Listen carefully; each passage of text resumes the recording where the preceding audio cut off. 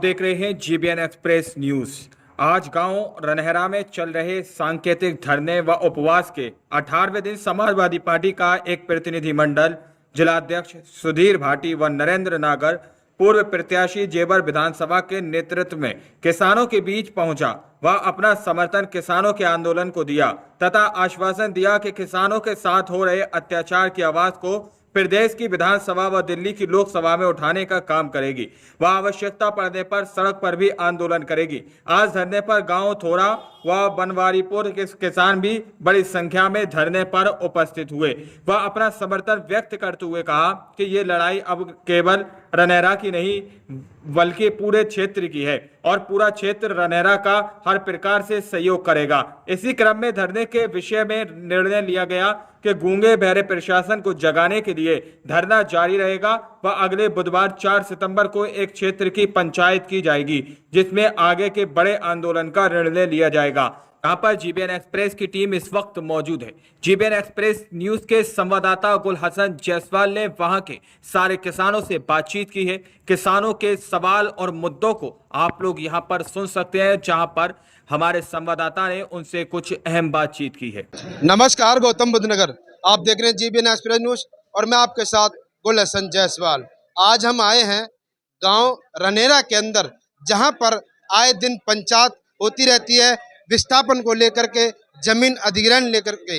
यहाँ पर जो इंटरनेशनल एयरपोर्ट जो बन रहा है जेवर का, सबसे बड़ा इंटरनेशनल एयरपोर्ट बन रहा है, लेकिन वहीं पर भूमि अधिग्रहण को लेकर के यहाँ पर हर बार पंचायत लगी रहती है और यहाँ पर उपवास अनशन पर भी किसान यहाँ पर बैठे हुए हैं। और इनके बीच सपा के जो कार्यकर्ता हैं सुधीर भाटी जी जिला अध्यक्ष हैं और ये इन किसानों के बीच में आए हैं अपने कार्यकर्ताओं के साथ में, जो कि देखते हैं यहाँ वाकई गांव रनहरा के किसानों के दुख दर्द सुनने के लिए आए हैं, उनका आंसू पहुंचने के लिए आए हैं, या वाकई उनका साथ देंगे या अपनी एक सियासी रोटी सेकने के लिए आए हैं। बात करते हैं जी। सबसे पहले हमारे चैनल में आपका स्वागत है। क्या नाम है आपका? मेरा नाम सुधीर भाटी है। मैं समाजवादी पार्टी का जिला अध्यक्ष हूँ। समाजवादी पार्टी का प्रदर्शन बहुत अच्छा रहा है। समाजवादी पार्टी देश के तीसरे नंबर की पार्टी है, लेकिन हम विपक्ष में हैं और विपक्ष का जो काम है उसे हम बखूबी कर रहे हैं। आज भी यहाँ रनहरा गांव में हम आए हैं किसानों की समस्याओं को लेकर। यहाँ पर जो हमने देखा है कि किसानों की इतनी समस्याएं हैं, विस्थापन की समस्याएं हैं, मुआवजे की समस्याएं हैं, आबादी की समस्याएं हैं, लेकिन इस गूंगी बहरी सरकार के सर पर जूं नहीं रेंग रही। ये किसानों का शोषण कर रही है और किसानों के साथ जाति हो रही है। मैंने लोगों से बात की है, ये सभी किसान हैं, मैं भी किसान हूँ और इनकी मांग जायज़ हैं। सरकार इनकी मांगों को मानने के लिए तैयार नहीं है और समाजवादी पार्टी का पूरा प्रतिनिधिमंडल, समाजवादी पार्टी के नेता आज इन लोगों की बात सुनी है और इस आवाज़ को हमारे राष्ट्रीय अध्यक्ष आदरणीय अखिलेश यादव जी के साथ ये रिपोर्ट बनकर जाएगी।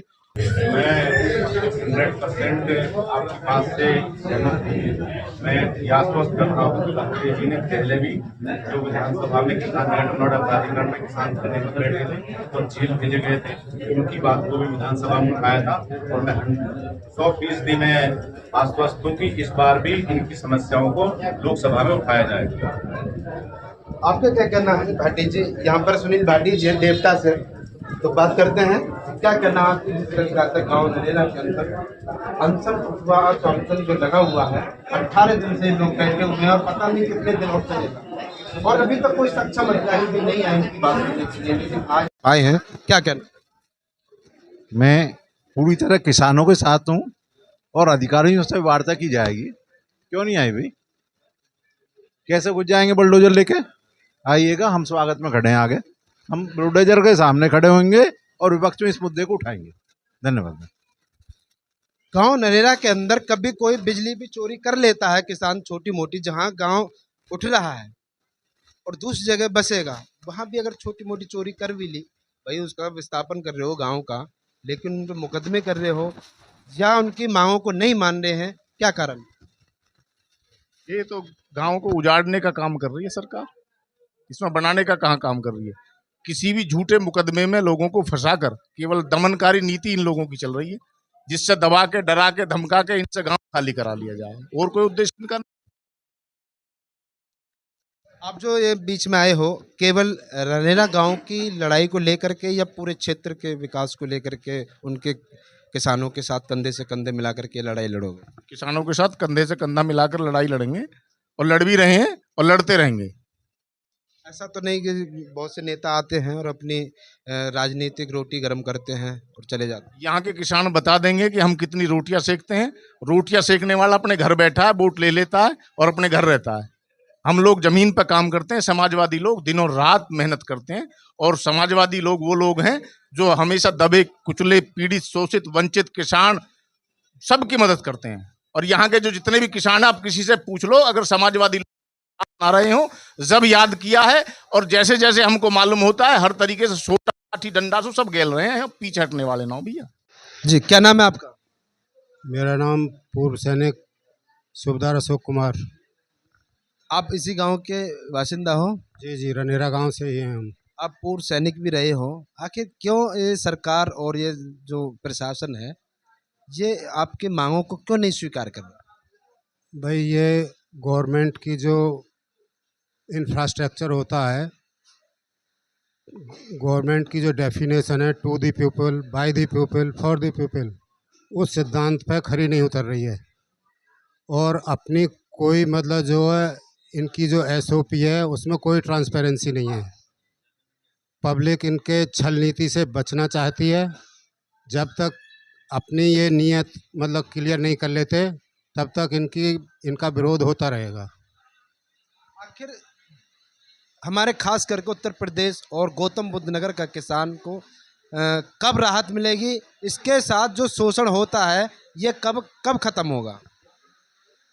ये तो गवर्नमेंट की अपनी नीयत और नेकी के ऊपर है। जब वो अपनी एसओपी में ट्रांसपेरेंसी लाएगी उसके बाद अपने जो भी क्रियाकलाप हैं उनमें पारदर्शिता रखते हुए किसानों के मांगों पे ध्यान अपना केंद्रित करेगी, तभी इसका कुछ हल हो सकता है।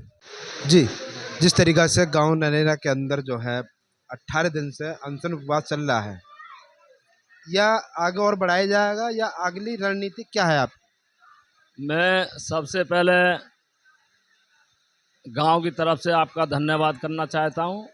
आपने आके हमको सुना। ये हमारे क्षेत्र का एक दुर्भाग्य है जिसकी पीड़ा को सामने वाला महसूस ही कर सकता है, बाकी जिस पे बीतती है वो उसी को पता चलता है। जिस प्रकार से शासन प्रशासन ने इस क्षेत्र को छलने का जो काम किया है, इसके साथ में जो धोखा जो दिया है, जो 2013 का कानून बना, अंग्रेज़ों के टाइम का जो कानून था उसमें संशोधन किया। 2013 का कानून कह रहा है कि पारदर्शिता लाइए। किसी की कोई मूलभूत सुविधा है तो उसमें आप कटौती नहीं कर सकते हो, मगर इन्होंने ऐसा कुछ नहीं किया है।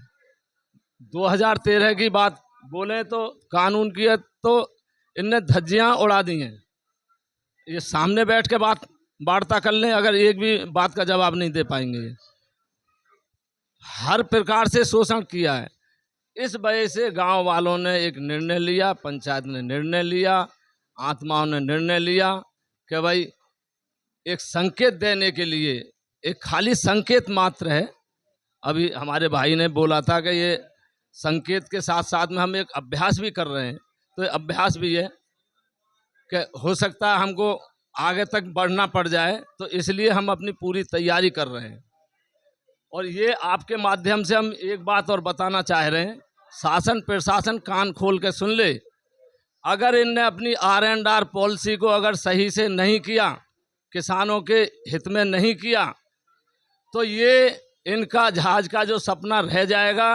अगर जहाज उड़ेंगे तो हमारी लाशों पे से ही उड़ेंगे, ये निश्चित है। और ये मान ले शासन प्रशासन के तो अपनी नीति और नीयत में बदलाव कर ले, और नहीं तो ये आंदोलन और ऊपर तक जाएगा।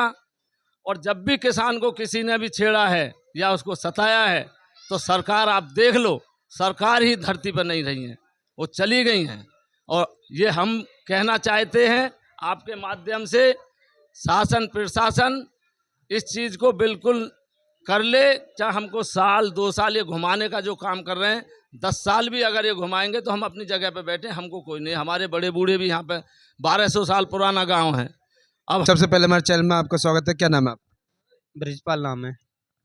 जिस तरीके से गांव रनेरा के अंदर आप लोग अनशन उपवास पर बैठे हो, क्या आज तक आपके बीच में सक्षम अधिकारी आकर के आपकी बात सुनी?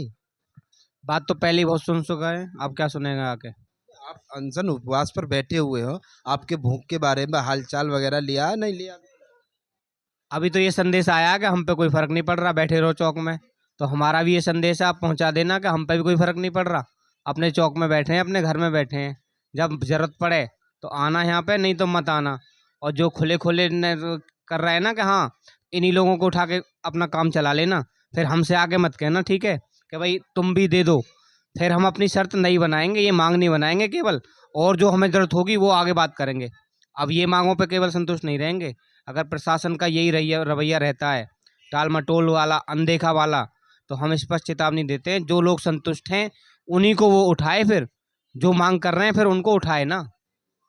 जिस तरीके से मुख्यमंत्री योगी आदित्यनाथ जी के ऑफिस के अंदर यहाँ के कुछ किसान सहमति दे के आए थे, तो जो और किसानों ने सहमति दे दी, तो गांव नरेरा के जो है ये दबंगई क्यों दिखा रहे हैं, भूमि अधिग्रहण क्यों नहीं करने देते?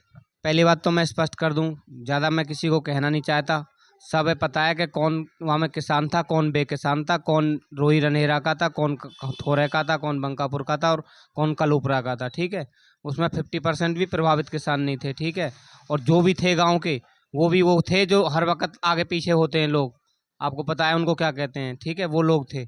बाकी कोई जो जेनुअन था, अपने मुद्दों पर अड़े रहने वाला कोई भी किसान वहाँ पे गया ही नहीं था। केवल ये था कि वो क्या कहते हैं, शहर आधों के नाम तो ज़मीन ही नहीं थी जो गए थे। 1 बीघा का तो हो, मैं कह रहा हूँ उसका पिताजी तो जाए कि बालक जाएगा वहाँ पे। ऐसे ऐसे लोग तो वहाँ पे गए थे, पहले चरण में भी गए, दूसरे चरण में भी गए वही लोग, और अब कह रहे हैं कि तीसरे चरण में ही जाएंगे। तो वही विधायक जी हैं, क्षेत्र में प्रभावशाली आदमी है, कहीं से भी 50, 100, 200, 500 आदमी इकट्ठे कर सकते हैं। तो वो जरूर थोड़ी है कि वो किसान ही हो और उनको कुछ भी कह सकते हैं। 1000-500 आदमी की ताकत भी नहीं है कि विधायक जी की खड़ी करने की, कहीं भी खड़ा कर सकते हैं। तो ऐसे ही वो लोग थे जो गए थे। इस तरीके से आप भूखे भी रह रहे हो, लेकिन शासन प्रशासन आपके इस दुख दर्द को अभी तक क्यों नहीं समझा, आपकी पीड़ा को क्यों नहीं समझ पा रहा? भूखे रहने का तो हम केवल अभ्यास कर रहे हैं, ऐसी कोई आवश्यकता नहीं है कि भाई आगे जेल में जाना पड़े तो जेल का खाना तो हम खाएंगे नहीं गंदा संदा, इसलिए हम अभ्यास कर रहे हैं उसका। ऐसी हमें कोई आवश्यकता नहीं है, और ना हम ये चाह रहे हैं कि हम भूखे रह रहे हैं तो अधिकारी हमारी अभ्यास करते करते ऊपर वालों को प्यारे हो गए तो? अरे ऐसे कैसे हो जाएंगे, और प्यारे हो जाएंगे तो हो जाएंगे, इसमें क्या है। जब आपस में हम 1 इंच जमीन के लिए लड़ाई कटाई करते हैं, तो क्या आधी जमीन जब हमारी छीनी जा रही है, आधा घर छीना जा रहा है, तो क्या लड़ाई नहीं करेंगे? उसके लिए कुछ भी करेंगे। भूखे रह रहे हैं, लठ भी बजाएंगे, गोली भी खाएंगे, गोली बजाएंगे, और कुछ भी जो होगा वो हम करेंगे। जी, सबसे पहले हमारे चैनल में आपका स्वागत है। क्या नाम है? मेरा नाम राहुल शर्मा, मैं गांव रनेरा से हूँ। जिस तरीके से आज अनशन उपवास पर 18वां दिन है, अभी कब तक ये अभी धरना चलेगा? धरना देखो, ये शासन प्रशासन की नीयत को दिखा रहा है। ये जो धरना ईमानदारी से रखा गया, व्रत में रखा गया, लेकिन आज 18वां दिन है। इनकी नालायकी को देख करके आज के बाद हम पनीर खा करके लड़ाई लड़ेंगे, क्योंकि सबसे बड़ी हमारी एक गलती रही कि हम भैंस के आगे बीन बजा रहे थे। ईमानदारी से अगर आप राक्षस आदमी को फल फूल खिलाने का कार्य करो तो उसको वो शोभा नहीं देता है। मतलब ये हुआ कि बच्चा रो रहा है दूध के लिए, माँ दूध नहीं पिला रही, माँ ने कलेजा क्या कर लिया। माँ तो एक औपचारिकता है, ये माँ होती तो अब तक तो ये अपने बच्चे के लिए माँ का हृदय ऐसा होता है कि 84 कोस दूर में हो तो माँ वहाँ भी नहीं रुक पाती, क्योंकि उसे बच्चे का दर्द मालूम होता है। ये माँ नहीं है, हत्यारे हैं। इनको तो हमारा कलेजा काट के अपने बच्चों को खिलाना है। इनको ये मालूम नहीं है कि यहीं इनको भोग के जाना है। ईमानदारी से आज तक एक भी किसान की धैर्य से इनने ना तो बात सुनी है, ना उन्होंने पूरे कानून के सम्मत आराम से बात सुन के समझी नहीं है। बस झूठाना फुसकाना यही इनकी आदत रही है। अब मैं बात करूं, अब हमारे जो प्रतिनिधि हैं मात्र वो गुन कर रहे हैं, उनकी भी इतनी औकात नहीं है कि इस प्रशासन को ढंग से सबक सिखा सकें। हमारे क्षेत्र का बहुत बड़ा दुर्भाग्य रहा। ओएसडीओ साहब एक बार ये कह रहे थे, शैलेंद्र कुमार जी, उन्होंने एक इंटरव्यू में, हमारे इंटरव्यू में ये कहा था कि केवल नरेगा गांव ही ऐसा है जो इस बात को समझ नहीं पा रहा, बाकी और किसान समझ रहे हैं। देखो, पूरा क्षेत्र का किसान मजबूती से प्रताड़ित है, रो रहा है, झींक रहा है। आप चले जाइए कुरेम में, हर एक आदमी रो रहा है। जब से उसकी लिस्ट उसे बौखलाया गया, उसे नए नए आश्वासन दे करके, झूठ कपट करके उसे समझाया गया कि तेरे मकान के इतने करोड़ आएंगे, ये करोड़ आएंगे, दलाल छोड़े हुए हैं। खुले मंच से मैं आपको ये बता रहा हूं कि एक भी आप किसान मुझे कुरेम में आप डिबेट एक बार ले लेना, उनसे पूछना, बिना दलाली के एक पैसा उनको मिल नहीं रहा है, खुली दलाली चल रही है। जब जनता खुले मंच पे ये बता रही है कि उनके साथ शोषण हो रहा है, दलाली हो रही है, तो शासन प्रशासन को साथ के साथ एक्शन क्यों नहीं लेना चाहिए? क्या उनको कोई ना कोई सिस्टम ऐसा बनाना चाहिए कि जिससे किसान को पारदर्शिता में लाया जा सके, किसान के साथ शोषण ना हो। 5 लाख उसको मात्र आप वो दे रहे हो बेरोजगारी भत्ता का, 2 लाख उसमें दलाल खा जा रहे हैं। उस किसान से पूछो जिसकी जमीन जा रही है, जिसका घर बार लुट रहा है, उस किसान का आंसू इतना बह रहा है कि वो खाली रोने के अलावा कुछ नहीं कर पा रहा है। पूरा क्षेत्र का किसान प्रताड़ित है। आपने कहा कि खाली रनेरा, ये गलत बात है, पूरा क्षेत्र प्रताड़ित है। आपने नगला जानू का हालत देखी होगी, आपने कभी डिबेट करी हो तो आपने नगला हुकम सिंह में हालत देखी होगी, तो ये पूरे क्षेत्र की हालत है। ईमानदारी से माँ का हृदय अगर इनका होता तो अब तक ये बच्चे को अपने को गले लगा चुके होते। बात करूं मैं किसान की, किसान में से बस बदबू के अलावा इनको कुछ नहीं आ रही है। जहां पर भी पीसना होता है तो किसान को आगे कर देते हैं, बाकी की जितनी भी सादत देनी है वो किसान को देनी है। इनका कोई भी शासन प्रशासन का और हमारे प्रतिनिधि का एक भी का ये बता दो कि उन्होंने इस पूरी परियोजना में 5 रुपए का भी कहीं पर सहयोग किया हो, मात्र किसान को काटने के अलावा। जी, आपका क्या कहना है जिस तरीके से नरेगा गांव की जो मांगे हैं विस्थापन को लेकर के, आखिर सक्षम अधिकारी क्यों नहीं इनकी मांगों को स्वीकार कर रहे? मेरा नाम चौधरी उदयवीर सिंह, गांव नंगला हुकम सिंह, मैं विस्थापन गांव से आता हूं। अधिकारियों के दिमाग में अभी गलतफहमी घुसी हुई है कि ये समझ रहे हैं कि जिस तरह से हमने गांव में तोड़फोड़ करके पहले 4-6 गांवों को उठा दिया था, इसी तरह से इन गांवों को उठा देंगे। और यही काम इन्होंने यहाँ किया है। हमारे हर गांव से 4-4, 6-6 आदमियों को लेकर उनको इस तरह से बहका फुसला करके तुम्हें कुछ ज़्यादा दिया जाएगा। और यहाँ तक कि हमारे जिनका 3-3 करोड़ मुआवजा, 23-23 करोड़ तक का भी टोकन कटने वाला था, उसे भी हमने रुकवाया। और यही इनके दिमाग में बैठा हुआ है कि हम इन्हें इसी तरह तोड़ फोड़ करते रहेंगे। ये 2-4 लोग हैं जो यहाँ बैठे हैं और एक आज के दिन ये भी उठ जाएंगे, परंतु हम उठने वाले नहीं हैं। जो लोग बैठे हैं वो बैठे रहेंगे, भले चाहे हम 100-200 क्यों ना रह जाएं। चारों गांवों से एक रनेरा ही इसमें नहीं है। नंगला जहानू, कुरैब, नंगला हुकम सिंह और रनेरा, ये चारों गांव इस तरह से मजबूती पे हैं। अगर हमें इस लड़ाई को आगे कहीं भी ले जाना, आगे तक भी पड़ता है, तो हम हटेंगे नहीं। ये हमारी मांग नहीं, हमारा अधिकार है। विस्थापन का मतलब होता है एक जगह से दूसरी जगह इस चीज़ को उठा के रखना, परंतु ये कहाँ की नीति है कि जो आबादी की ज़मीन है, जो पटाव है, उसका ही आधा दिया जाएगा। क्यों? मतलब भाई हमारे बाप दादाओं की ज़मीन पुश्तैनी है ये, इसे हम इस तरह से कैसे छोड़ देंगे? एक पक्षी भी अपना घोंसला छोड़ने को तैयार नहीं होता। हम तो, हमारी तो दर पीढ़ियाँ यहाँ अब तक अपना जीवन समापन कर गई, इसी तरह हम कर जाएंगे। बच्चों के लिए क्या हाथ में कटोरा दे जाए? नहीं हो सकता। सरकार कान खोल कर सुन ले, शासन प्रशासन कान खोल कर सुन ले। ये रनहेरा अकेला नहीं है, पूरा क्षेत्र इनके साथ खड़ा हुआ है।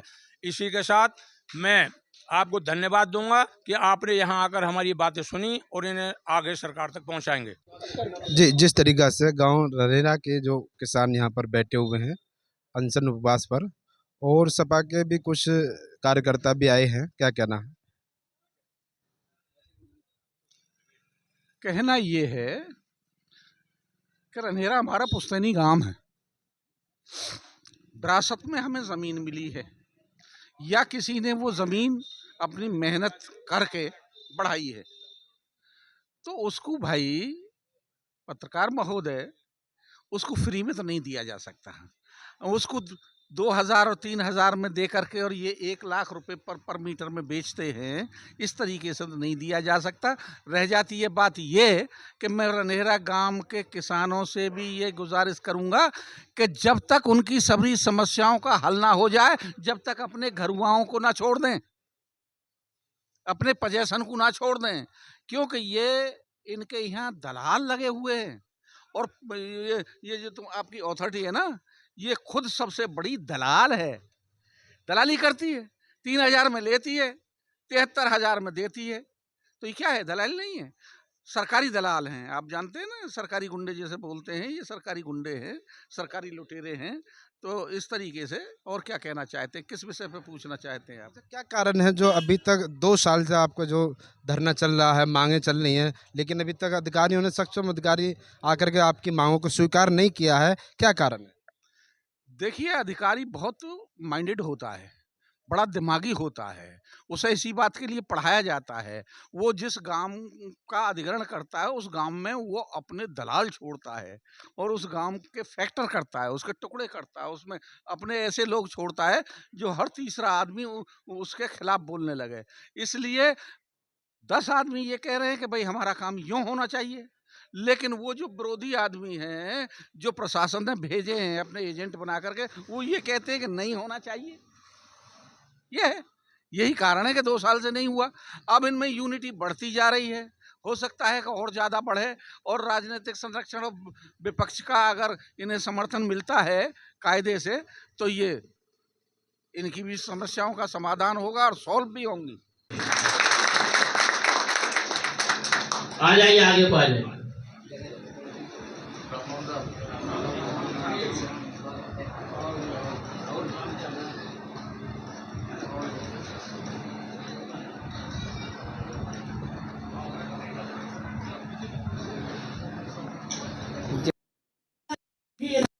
मान और अपना धरना प्रदर्शन इन्होंने शासन प्रशासन को बता दिया है, और आज भी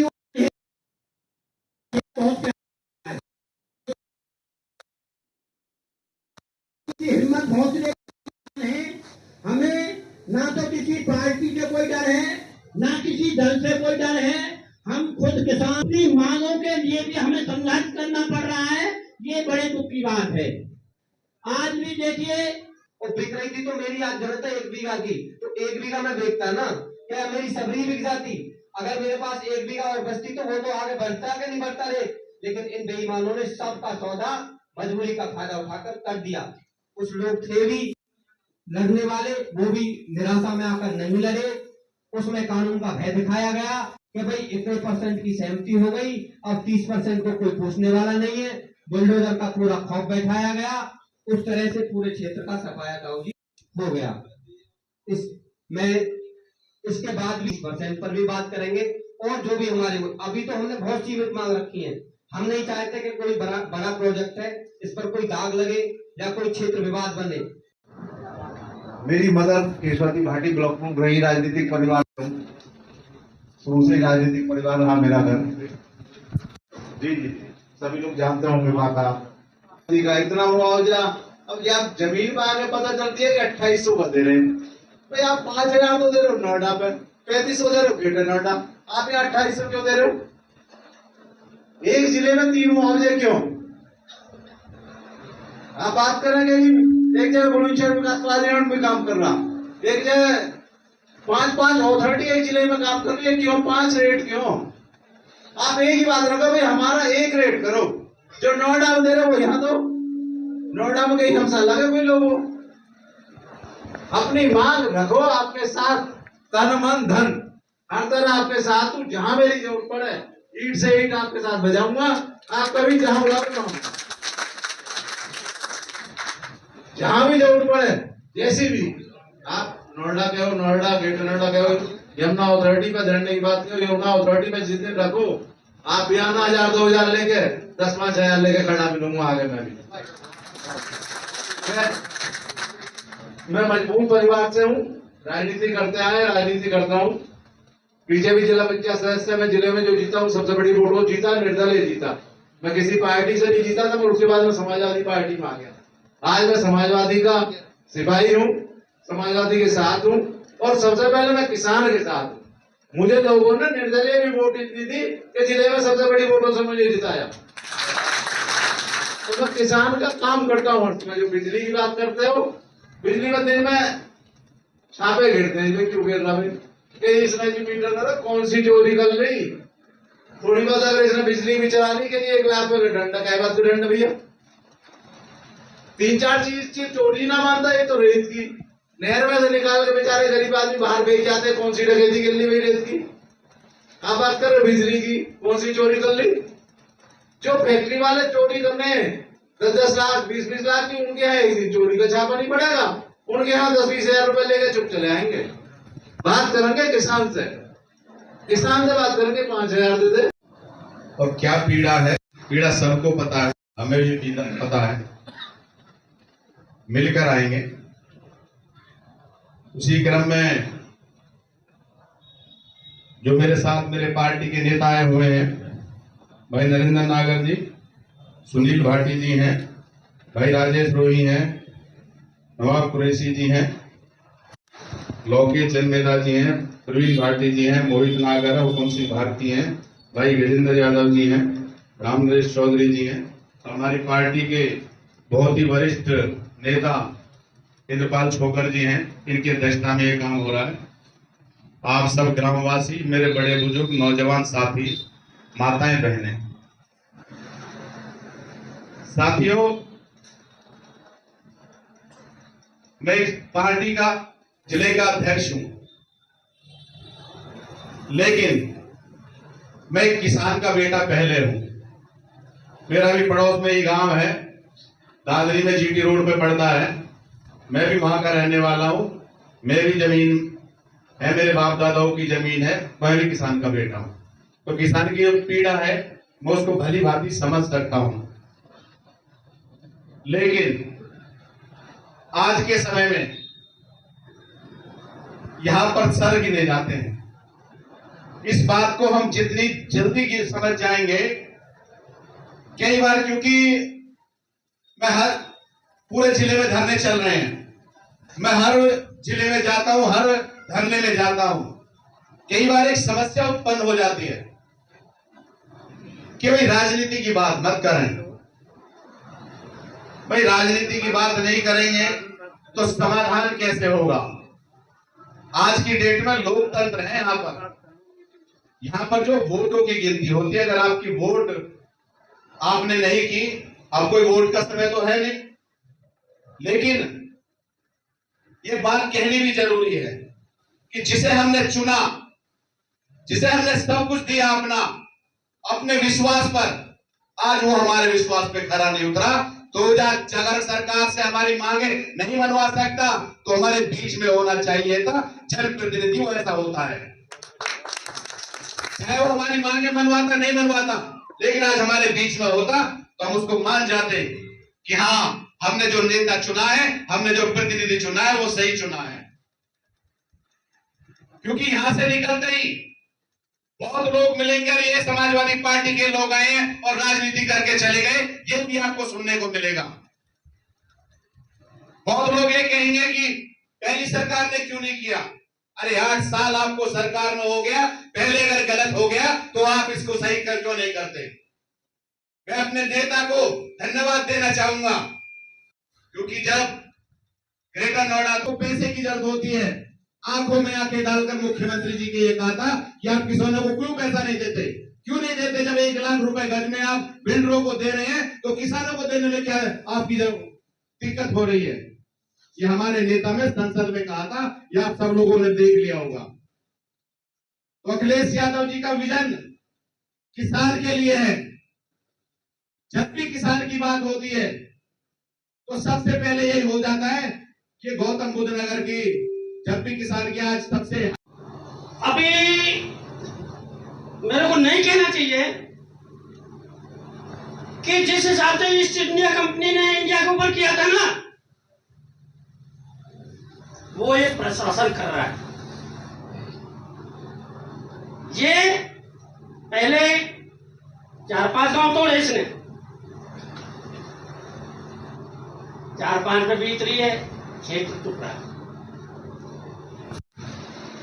उसके बाद इधर 5-6 गांव तोड़े, 4-5 पे फिर बीत रही है, चुप पड़े हैं।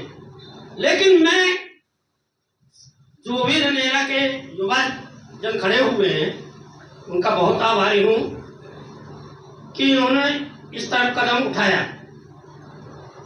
इनका वही ईस्ट इंडिया वाला चल रहा है और जो भी नियम है वो ताक पे रख दिए इन्होंने, प्रशासन ने बिल्कुल एक तरफ।